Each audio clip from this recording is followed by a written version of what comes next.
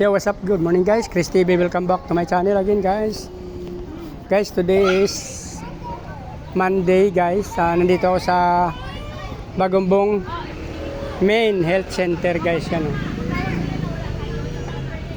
Pumunta ako dito guys kasi nung Wednesday nga, na doon sa unang video ko, nagpunta ako rito. Pero hindi ako inabot kasi number 37 ang number ko. Pero up to 35 lang yung ano nila, yung cut off nila. So hindi ako inabutan. Nung Huwebes naman hindi ako pumunta, bumalik ako ng Friday. Ang problema nung Friday, doon muna tayo sa ano pala, Huwebes. Nung Huwebes hindi ako bumalik kasi nga nagpa-inject ako doon sa clinic sa malapit sa bahay namin. Ang problema pala doon, hindi naman talaga anti-rabies yung ina-inject sa akin. Yun yung ano, yung toxoid, anti-tetano lang. So, bumalik ako nung Friday. Ang problema nga lang nung Friday. So, pumunta ako na madaling araw. Nasa 4:49 ako yata pumunta dito. So, wala rin katao-tao. Nagulat ako bakit wala. Akala ko mag number 1 ako. So, wala palang pila nung time na yon, Friday. Kasi nga may seminar ata mga doktor nila. So, buti may dumating na service ng barangay. So, nagsabi sa akin na balik ako ng Monday. Kasi nung Friday nga, so may seminar yung doktor nila. So yun na nga, umuwi na lang ako ng mga past 6 yata yon. So bumalik tayo ngayon, Monday, October 7 ngayon guys, kaya lang.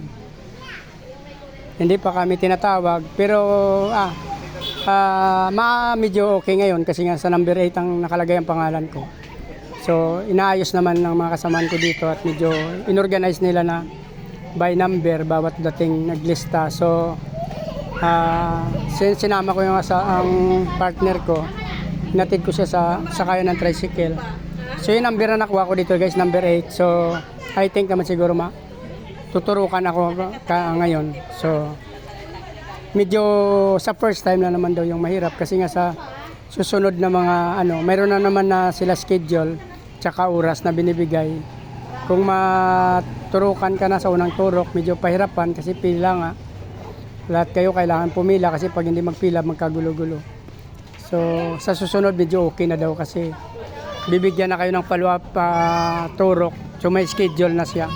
Kung anong araw at anong oras ka pupunta, so hindi ka na mahirapan. Dami ng pila namin yan guys eh. Pila kami.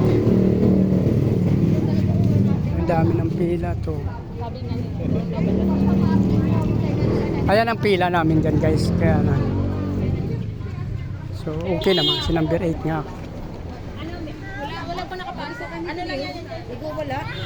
High blood pa naman ako. High blood pa ako. So, maghihintay na lang tayo muna guys ng ano nila. So, dito pa rin tayo. Sa loob na ako. Pumasok na ako kasi medyo mainit doon. Nakatapat kasi ako doon sa kotse. Yung kotse na natapatan ko, yung maandar. So, medyo mainit yung makina niya. Kaya, nakiusap ako doon sa kasamahan ko. Dito na lang ako sa loob kasi minsan alam niyo, hindi ba naman tayo sing healthy nila. Kaya kinausap ko na lang sila na dito muna ako sa loob. Kasi medyo nahirapan ako pag mainit yung kotse nakaharap sa akin. Pumasok muna ako dito sa loob guys. Yan. Actually number 8 naman ako. So hindi, sure naman talaga ako na turukan ako ngayong araw guys. Ayun, nasundan ko yung naka-green na yan. Number 7 yan. Ako number 8.